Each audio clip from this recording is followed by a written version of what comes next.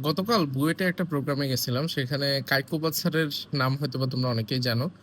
So Kaikobad sir একটা খুবই চমৎকার কথা বলছে, যেটা শুনে আমার কাছে খুবই একটা হইতেছে এটা খুবই চিন্তার বিষয়, আবার এটা নিয়ে অনেক লজ্জারও একটু বিষয়। সেটা হচ্ছে যে আমাদের এখন যে জেনারেশনটা আছে অনেক ক্ষেত্রে আমাদের ভিতরে নিজেদের সম্পর্কে আমরা একটা হীনমন্যতার ভিতরে ভুগি। আমরা নিজেদের আত্মসম্মান বোধটাকে যে কোন জায়গায় নিয়ে যাওয়া উচিত, বিশেষ করে আমাদের যোগ্যতা দিয়ে, সেইটা অনেক সময় আমরা আন্ডার এস্টিমেট করি। আমরা অনেক সময় চিন্তাই করতে পারি না যে আমি একটা বড় কোম্পানিতে, একটা বড় পজিশনে, একটা ভালো জায়গাতে আমি কাজ-কাম করব এবং আমার কাজের মাধ্যমে আমি নিজেও উপকৃত হব, আমার ফ্যামিলি উপকৃত হবে, এট দ্য সেম টাইম আমার চারপাশের মানুষজন এবং আমার দেশের মানুষজন উপকৃত হবে।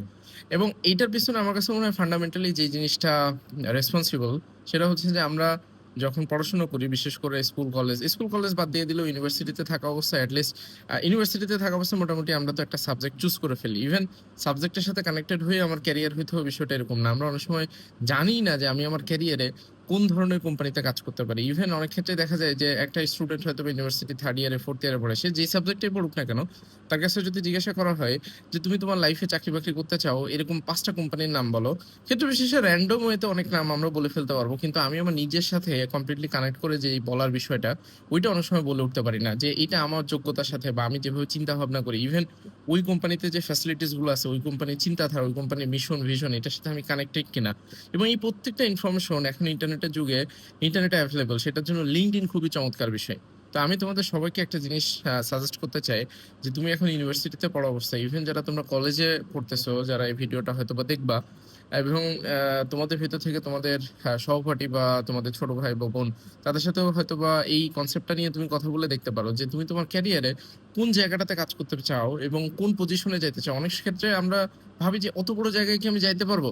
কিন্তু প্রথমত বিষয়টা হচ্ছে ওই স্বপ্নটা দেখতে হবে এবং স্বপ্ন দেখার পরে সেটা বাস্তবায়ন করার জন্য যে স্টেপ নেওয়া দরকার, সেই স্টেপগুলো নিয়ে আমি অন বাই অন ভিডিওতে ইনশাআল্লাহ কথা বলার চেষ্টা করব আগামী দিনগুলোতে। বাট ফার্স্ট থিং ফার্স্ট, কোন কোম্পানিতে তুমি যাইতে চাও, এরকম মিনিমাম ৫ টা কোম্পানির একটা লিস্ট তোমার তৈরি করা উচিত।